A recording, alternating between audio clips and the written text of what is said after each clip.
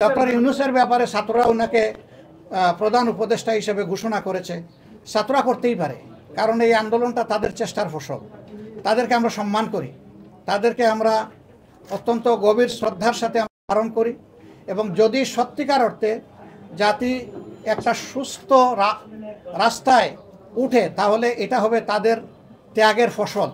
এই জন্য তারা হবেন জাতীয় বীর আমাদের কাছে। তাদের এই অধিকার আছে এই ধরনের কিছু বলার, কিন্তু আমাদের সাথে এই ধরনের কোনো কনসেনসাস নিয়ে বলতে হবে এটা তাদের দায়িত্ব নয়।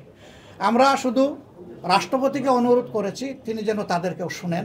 তিনি কথা দিয়েছেন তাদের শুনবেন।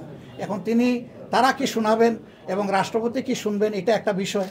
আর স্টেক হোল্ডারে অনেকগুলা দল আছে, সিভিল সোসাইটি আছে, রাষ্ট্রপতি তাদেরও কথা শুনবেন বলে আমাদেরকে বলেছেন।